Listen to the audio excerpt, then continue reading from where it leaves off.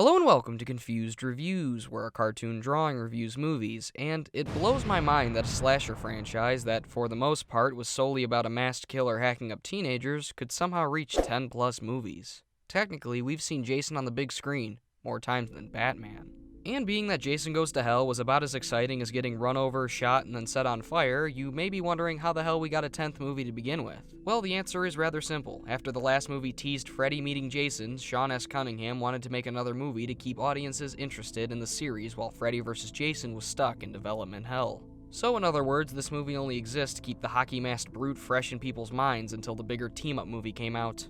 If that doesn't scream quality, I don't know what will. But they couldn't just make another basic Friday the 13th movie, this one had to have another gimmick. And they played around with the idea of throwing Jason into the hood, the Arctic, underwater, on safari, in LA fighting gangs, and even something involving the NASCAR circuit. Those were actual ideas they tossed around. But considering FVJ was coming along, they decided it had to take place in a different time, so they set it hundreds of years in the future and made Jason join the Leprechaun, Pinhead, Dracula, and the Critters, with the big guy now in space. So let's lift off this shuttle and see if Jason's first outing in double digits was a success or exploded on the launch pad. This is Jason X. So the film begins at the Crystal Lake Research Facility. Move over, Area 51. Now we've got this massive secret base that's home to one guy. We see that Jason is locked up tighter than the Krabby Patty formula and in desperate need of a haircut. I would ask how he got there from Jason Goes to Hell, but being my therapist suggests only one violent outburst per week, I'm just going to smile and be glad that they seemingly eradicated this movie's existence too.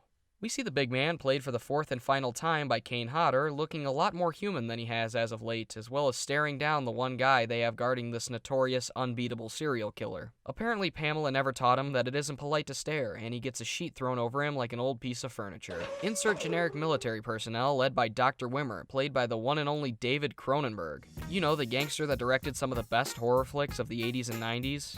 I'm moving him to our Scranton facility. They call it Scranton! What? The Electric City! Scranton! What? The Electric City! He goes on to explain that they don't want to freeze Jay and instead conduct more research on his special abilities. His unique ability to regenerate lost and damaged tissue. I mean, it cries out for more research. I can't entirely deny that's how Jason manages to survive, but he's lost a lot over the course of the franchise, and if he really had Deadpool powers, you'd think the stuff would grow back. Rowan, played by Lexa, last name, explains that transferring this Logan-powered brute is a terrible idea, and of course the guys act like it's no big deal whatsoever.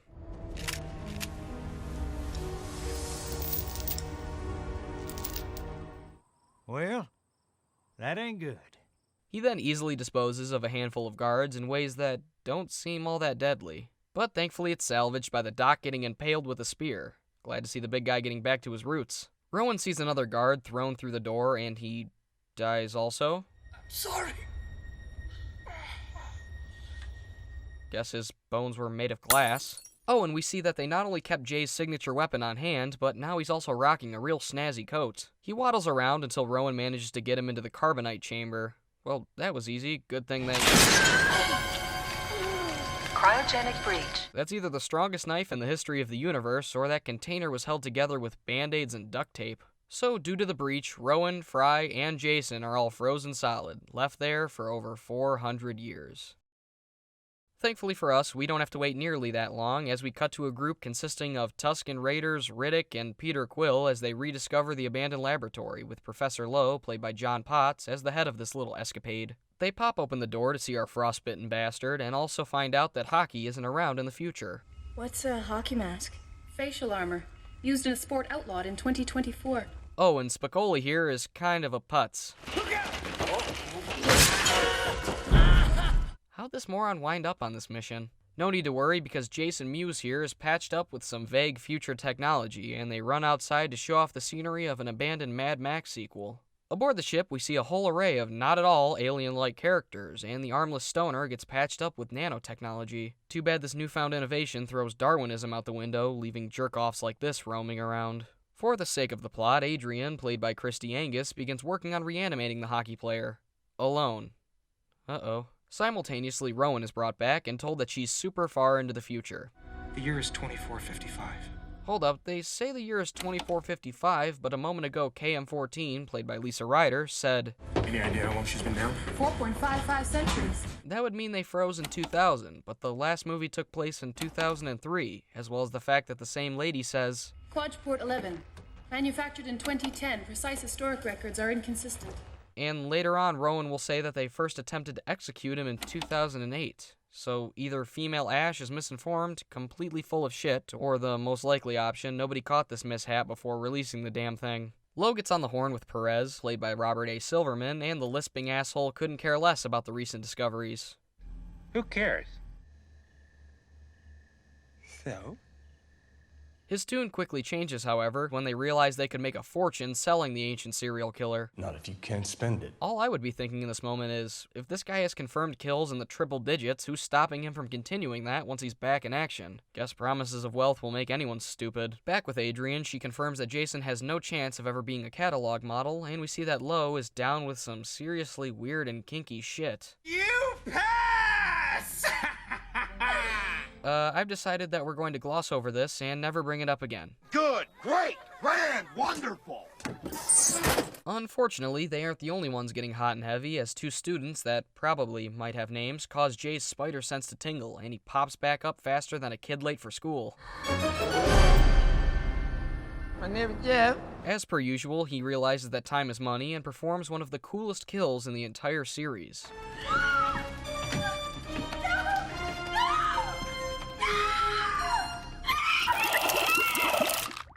Now, this liquid nitrogen head freeze would be awesome as is, but is cranked up to 11 by Jason, well, watch.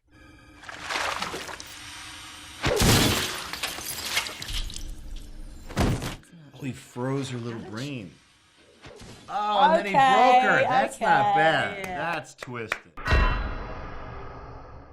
As cool as this is, it's mandatory due to the Friday the 13th gospel that we can't talk about this death without bringing up the Mythbusters episode testing it out. They eventually deduced that freezing a head in liquid nitrogen for 5 seconds simply wouldn't be enough time to cause this much damage. I love the effort they put in and get a nerdy sense of joy that they tested it out at all. There is, however, one caveat I think they didn't seem to consider. The fact that the scene around the death is about an undead, unkillable psycho who was frozen for over 4 centuries and did said kill aboard a fucking spaceship.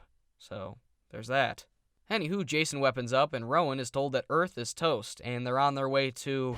Not much longer and we'll be at Earth 2. Earth 2. Earth 2. Earth 2. I can see they took 30, maybe even 45 seconds to come up with that name. They cut the expository dialogue short and hop over to meet the rest of the relevant players. Sunaran, played by Chuck Campbell, Janessa, played by Melissa Aid, Waylander, played by Derwin Jordan, and finally, the most interesting, Brodsky, played by Peter Menza. They all remain blissfully ignorant. He's definitely dead. Except for Rowan, who demands to see Jason's corpse. They then hard cut to show Adrian's body and the ship going on lockdown. Nice. Sergeant Brodsky is having none of Jay's shenanigans, and the sea of faceless soldiers set off to stop him. Dallas, whoops, wrong one. This Dallas, played by this flick's writer, Todd Farmer, is then attacked by some terrible CGI slop that turns out is meant to look awful because they're actually playing some virtual reality video game thingy. But Jason decides he can't wait all the way until 2017 for his own game to come out and instead chops up Dallas and this once armless moron. He gets super tripped out from this VR nightmare and actually gets a 4 for 2, Bane breaking Azrael's back for real and smashing Dallas's head on the wall. I actually really dug the sequence. It does something new and managed to not seem super tacky at the same time. Oh, and here's one more Brodsky line I'd like to hang above my mantle. Well, I promised the doc we'd take him alive. So, after you blow him all to hell, put one on his leg so we can say we tried. Not bad. Once the troops are deployed, the movie suddenly turns into a classic Hunter Hunted movie, but which one is it? No. I've got nothing. They end up fighting the big guy and blast the shit out of him until he nopes out of there. He starts taking them out. That's amazing. And he narrows down the group until it's just Brodsky and Jamie Kennedy?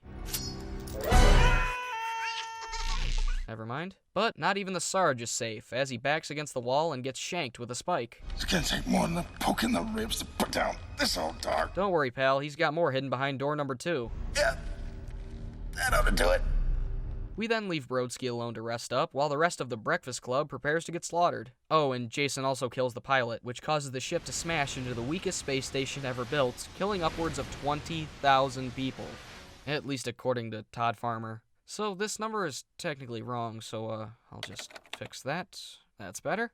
It's no problem though, because Jason then leaves them alone for a minute. They all get the hell out of there, aside from Professor Lowe, who moronically tries bargaining with Jay. Guys! It's okay, he just wanted his machete back! It's a bold strategy, Cotton. Let's see if it pays off for him. Yeah, not sure if this man has an IQ in single digits or what, because I can't believe that anyone would be that stupid, even in this franchise. Oh, and he obviously dies. Their ragtag team splits up, with highlights including Sunarin getting lucky with his android science project, Brodsky survived the stabbings, the fat pirate guy gets killed, Kinsla kamikazing the escape pod up into the ship, KM weapons up, and... Gotcha! She beats the absolute fuck out of Jason for a good few minutes, with the Sarge even taking a moment to stab him, and when he refuses to stay down, she blasts a fucking crater in his head. Again, I love this sequence, with my only gripe being a few of the sound effects kinda suck. We find out the ship's leaking, can't imagine why, and call in for another ship to save their sorry asses. Just as the nematodes repair Jason with surrounding material, giving life to one of the most divisive versions of our masked maniac. It's nanotech. You like it? The glossy and glamorous Uber Jason. I actually don't mind Uber Jason. I think he's got a neat design, and I love the Sauron eye as well. Plus, he decapitates KM with one single punch and even keeps Waylander as collateral. He doesn't think it's too hot of an idea to be kept as a hostage, though, so he sacrifices himself to blow up half of the Grendel and, on paper, Jason. Just as that happens, this evil Knievel-skinned ship arrives to save them, but Jason pisses on that parade by punching a hole in the wall, and the cold suction of space catches up with them. Oh, this sucks on so many levels! I disagree. Because... That was, the worst. The three people and a head escape to another safe space, I guess, and Brodsky throws on his Master Chief gear to fix this panel of Christmas lights. And in an effort to buy more time, they toss the brute back into the VR system. Kind of shocking that they managed to capture the magic of Crystal Lake in this fake video game better than the last two movies combined. Hey, you want a beer? Or do you want to smoke some pot?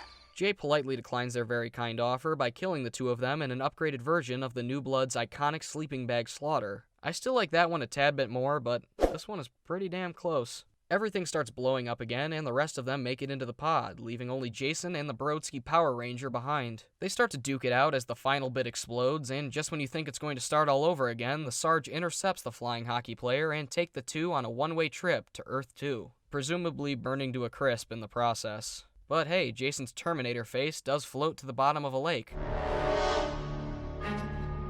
So maybe he's not dead after all. I'm just kidding, they'll never reopen this timeline.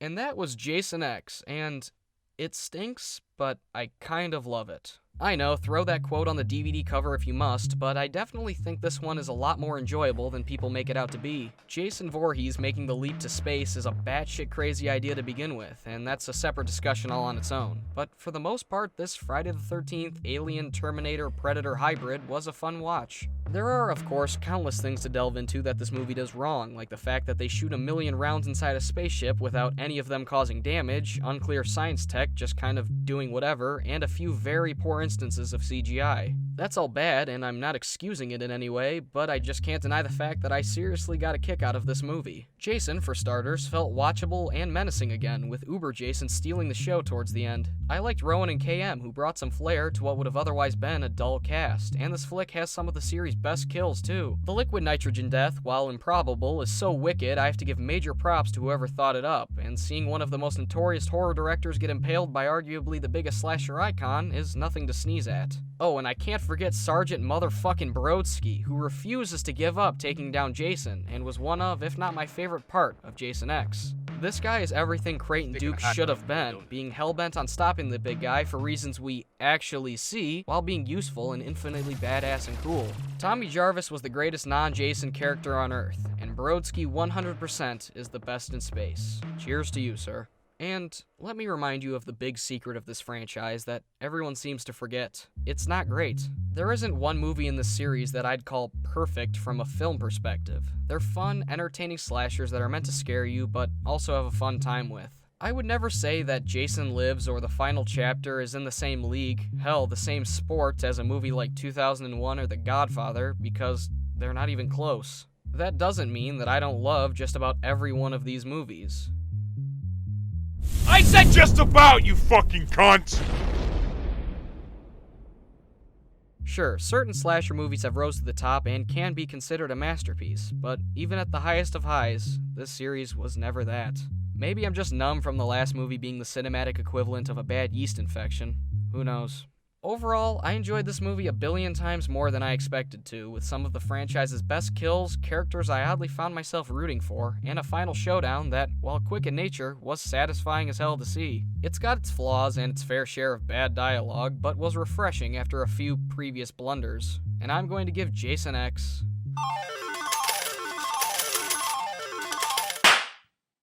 give this one a chance, because it's not a great piece of cinema, but is a Friday the 13th movie that I can say I'm a fan of. I'm Confused Reviews. Thanks for watching.